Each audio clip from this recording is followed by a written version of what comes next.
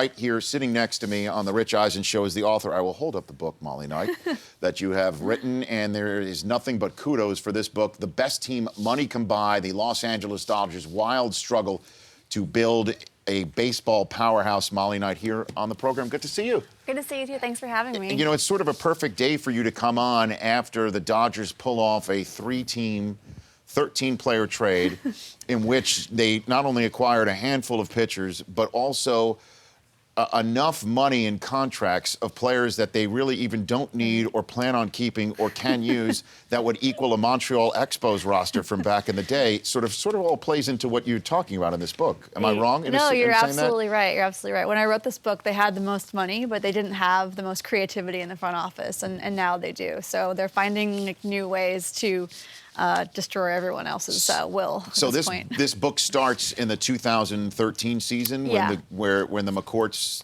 sold? It starts with the 2000. They sold in 2012, kind of midway through. So 2013 was really the first year that the new group had their own stamp on it. So yeah, it starts in 2012-ish. Yeah. Right, and so the Guggenheim Group has all the money in the world. All of it. And they've got Magic Johnson, who's no pauper himself. Right. So was this the idea coming in when they bought the team, what we're seeing right now? Yeah, and I got the idea just because they, like you said, they went from being bankrupt to all of the money, like, in the world from everyone. So the idea was to write a book about how that would impact a franchise just going from bankruptcy to billionaires in a year. And then they got all these interesting characters, and so it kind of took off from there. But doesn't this sort of bust up what the league has been, the Major League Baseball has been trying to do, which is avoid the Yankees of the 80s and 90s, and there's all sorts of rules and taxes and thresholds to prevent somebody from potentially building a roster like the Dodgers are doing right now? Well, I think MLB would be pretty excited if the Yankees and Dodgers or the Red Sox and Dodgers played each other in the World Series. I mean, the fact is this team was in the gutter when the McCourts owned them, and Major League Baseball was so upset about that they kicked them out, so basically. So, no, they want the Dodgers to be a powerhouse. Do they want them to have a $300 million payroll? Maybe not, but the baseball players have so much more power than football or basketball. I mean, the sky's the limit in terms of the contracts they can get. It's ridiculous. like this number 6 hitter in any given lineup might get more guaranteed money than the starting quarterback of an NFL team. But that's the world we live in. That is the world, right? So, in the salary capless world, in a way, of Major League Baseball, the best team money can buy. Molly Knight, the author of this book about the Dodgers, is here in studio, and there are some fascinating stories from Yasiel Puig's first season. Yes. Can you unveil one of those stories where Yasiel comes up, he's tearing the cover off the ball, but was he tearing the clubhouse apart as well at the same time? His first year, no, because they needed him. They were awful, and they were in last place, and they'd spent all this money, and they were in a position where they needed someone to come in and save the day, and he did. And so it was this weird dynamic where all of a sudden, like, even veteran players who right now don't really care for him say that they're guilty in looking to him and in not bringing him along like how most rookies are, where they're sort of groomed. He was alpha dog from day one. So that kind of behavior, you can kind of get away with it when your OPS is over 900. When you're awesome, it's like, like I said, you can land a helicopter in right field if you want, if you're going to be like hitting as good as Joe DiMaggio did in his first month. Is that what he did? Yeah, I mean, his first month in the big leagues was the best rookie month for anyone since Joe DiMaggio. No, I meant, did he land a helicopter in right field? Not that I know of. Oh, see what I'm. But the stories you heard about Yasiel Puig were the stuff of legend, and that Mattingly needed to do everything in his power and call upon his crazy Bronx Zoo days to the best of his ability in order to keep everything secure. Is that an exaggeration as to what was happening? No, it's not an exaggeration. 2013 was a little better. He was new, he was awesome. And they had guys in that clubhouse who were very strong leaders, and Nick Punto, Skip Schumacher, Mark Ellis, these guys, Jerry Hairston, who were sort of like the Juan Uribe, glue guys who were willing to kind of call him out on some things, and the clubhouse chemistry was much better. 2014 was an absolute nightmare because they had all these guys who were just, I mean, the egos were pernicious, and all those guys I just mentioned besides Uribe were gone, and so it was sort of like, with Kemp and Puig coming to blows and just different things happening that weren't corrected, and the stuff just getting tired, showing up late, being the last person there every day, not wanting to the incident where Zach Greinke tossed his suitcase off the bus. What happened there? So the team was in Chicago, and every year they do rookie hazing in Chicago because the bus ride from O'Hare to downtown Chicago takes forever. Yes. It's dreadful. Forever. So the idea is to get the guys up Sort there. of like getting out of Dodger Stadium Yeah. after a 9-inning game. Right. Sure. So the idea okay. is to make the rookies dress up, fly into Chicago, land, and then get up in the front of the bus and sing songs, tell embarrassing stories about girls or whatever. Just harmless. I say hazing, but it's like Sure. lame. But Puig was playing dominoes in the front of the bus with a couple of other guys, and they wouldn't move to let the rookies up to the front of the bus. And some of the veterans were upset because they went and got the costumes, and they also wanted. We're talking about guys like Jock Peterson, other rookies who are up, and they wanted these guys to feel like they're part of the team. They wanted to kind of like, oh, this sucks that they can't be kind of hazed and Plus, kind the of. veterans want to do it the way they want to do it. That's Right. the way things go in Major League Baseball. Exactly. And so the aisleway was blocked, and then finally, it's about an hour ride. They've played all day in Denver. They've flown to Chicago. They've been on this bus ride from hell, and they're about 5 minutes from the hotel. And then one of the people in Puig's group decided, well, we'll stop for pizza and let the rookies go get it for us, like a restaurant. And at this point, the veteran players were just like, no, we were tired. We want to get home. We want to get back to the hotel. And the bus stopped, and they were just yelling, go, we want to go. Just leave them, come back and get them. And I said, well, we can't because the luggage bay is open. Because Puig was back there getting his shoes. He'd worn flip-flops on the plane, which is also not sort of allowed.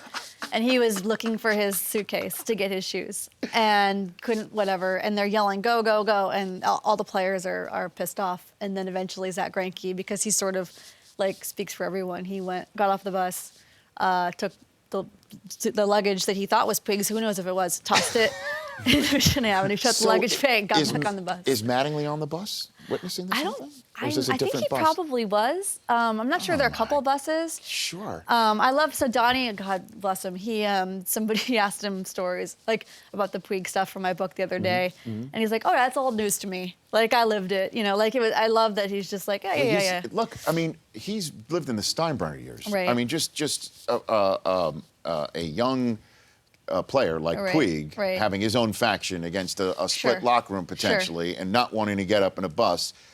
He's got to be laughing about that. I mean, George Steinbrenner is issuing press releases to the national TV booth of a game saying that my manager's going to be fired in 5 days if Don Mattingly's crew can't pull it together. I mean, that's a different time. But right now, though, right now with Puig, he's not hitting like DiMaggio did right now. Is this a problem right now? He could be traded by the end of today, potentially. Well, okay, so let's be honest. This kind of stuff, maybe not to that extent, but this kind of stuff happens in every locker room with guys not getting along. You don't have to be best friends. It's never going to happen that way. Right. The reason that multiple players went to multiple reporters, I wasn't just me who heard this, Jeff Passan from Yahoo also heard it, was because they were frustrated because it was continuing on to this year and they felt like they had tried everything to get his attention and if it came out, they were just, because they're hopeful because he's a great player and they didn't want him to be traded. I mean, in a way, it was no, this is just basically kid stuff. It's not as if this guy has been caught on camera knocking his fiance unconscious, right? It's Understood. just show up on time, work harder. He's just a kid, right? He's 24 years old, man, coming from Cuba. Totally different in LA. world, literally. Yeah, it's basic stuff. So he's been better. Ever since it's come out, I think he was embarrassed, and I've heard he's been better. He's shown up earlier. He's been a better teammate. This is easy, to fix. But I think more than that, what bothers him is the hitting. What is the fact that he hasn't been hitting as well. That's way more distracting than any of this stuff. And we'll see what happens. He had a great day on his bobblehead night. I think I've been defending him because I think the sky's the limit for him. I think that he can. We've seen how good he can be. Some people say, "Oh, he's not making adjustments. That's part of the game. He's not doing it." But I don't think they should trade him. I think they should hold on to him. To be honest. And well, I mean, that 13-player trade. I'm here with Molly Knight. The Best Team Money Can Buy, part of this book, plays into how somebody can piece together. I mean, I can't even imagine piecing together all of that with the money and what we're willing to take on, and what the Braves and might be saying, no, we want more money, and the Right. Marlins say, no, we want this player, and there's these draft choices that are, can you lift the hood up on the Sure. Dodgers front office as it currently stands right now? Sure. Well, I feel like they have the Marlins on speed dial. Like, hey, Yeah, right. Are there any bad contracts you want to unload, or is there any way we can bail you out? It's like the NBA in a way in that Yeah. regard, right? Well, we'll Yeah. take your bad We'll contracts take on. your if- contracts. We'll toss you some money if we can get some pieces that then we can flip to somebody else. Like they flipped. Well, technically the Marlins sent their compensation pick, their first round comp pick, to the Braves, but really it was done this way. Right. And so they're sort of like the Marlins right now are sort of like their little feeder system, would Well, be they it for got- money or contracts or whatever. Right, Andrew Heaney was in part of the trade Right. that they went ahead and got Exactly. Howie Kendrick Right. for. Yeah. And Heaney's doing very well with He the is. Angels He right is. But I mean, they gave up Oliveira, who's been a good prospect. Who the Braves were second in the bidding for him. They basically gave him a huge signing bonus. The Dodgers did. So the Braves are getting him for about about $30 million less than they would have if they had won the bidding. Mm-hmm. Here's the thing about Oliveira: he's 30 years old, so it's not like he's 24. And he's got injury issues. So they effectively traded this guy who's on the wrong side of 30 for and some cash basically for Latos, Wood, and the Bronson Arroyo. Well, who they're whatever. That's the point. But is yeah, that they don't even. and Mike Moores, and then this kid, Right. this prospect from the Braves, who's very good. But they're just, and then they have to like DFA a bunch of players who other teams would want because they just don't have space. And they'll just eat all this money. Yes, just and they'll keep gobble doing it up Yes, gobble gobble. because of what they have in the coffers. Yeah. There's really no. Is there another team like this No, right now? no, not the way the Yankees spent this kind of money, but the way that the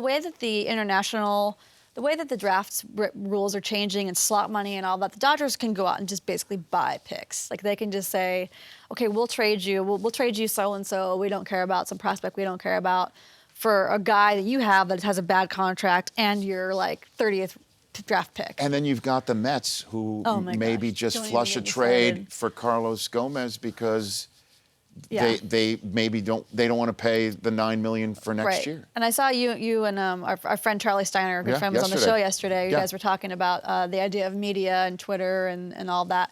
And while I agree that it's really important to get things right, obviously, versus getting things 1st, it wasn't as though Twitter caused that scene. The Brewers, the trade was far enough along. The Brewers, the Craig Counsell told Carlos Gomez he was traded. So it wasn't like, oh, somebody made up a rumor on the internet and that's why this kid Wilmer Flores is crying at shortstop. No, Carlos Gomez was told he was traded. He's on the plane. His teammates are wishing him goodbye. They're tweeting out photographs of it. Goodbye photographs. It's Right. not like some writer's rumor, right?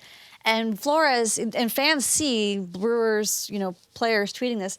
They're giving him standing ovation. This kid has no idea what's going on. He goes into the clubhouse, probably like either sees the Mets broadcast on TV talking about how he's been traded, Yeah. bursts into tears, and is still sent out there. And I just thought, I know the Mets wanted to blame the media for that, but I'm just like, come on. Well, I mean, at this point in time, though, if Terry Collins isn't getting a call from Sandy Exactly. Alderson, Exactly. because Collins said David Wright came up to him saying, hey, he's been Ridiculous. traded. And Terry Ridiculous. Collins is in the clubhouse and a dugout saying to David Wright, Yes. I haven't gotten a call yet. Exactly. And I don't What am blame gonna Terry do?" Collins for that. It's And like he it's told that- him, tell him, pull it together. Exactly. But I mean, at that point, you should have somebody from your front office coming down, either making the call or coming down and just being like, hey, for some reason, the Brewers think that you've been traded to them, right?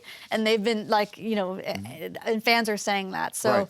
you're not traded. It's okay. Like, we're going to pull you out just because it's a scene. It's a circus. Like, there should have been more care in that situation. Well, maybe they were too busy looking underneath the couch cushions for some extra change How to embarrassing scrape was together. that? And by the way, Houston, I know Jeff Luhnow. I was down there a lot covering the Astros during their whole turnaround.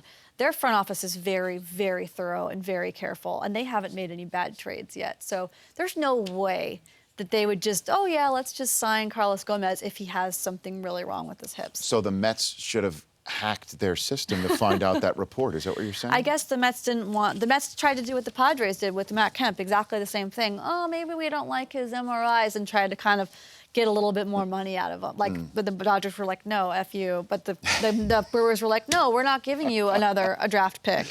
This has been a fun chat. Molly Knight, the author of The Best Team That Money Can Buy about the Los Angeles Dodgers. Go get it right now. Thanks for coming in. Please come back, will you please? Yeah, thank you. MollyKnight.com is how fun. people can go get this You can too? get this at Amazon.com, Okay. BarnesandNoble.com. Okay. Anywhere where fine baseball books are sold. Very good. The Rich Eisen Show, weekdays at noon Eastern.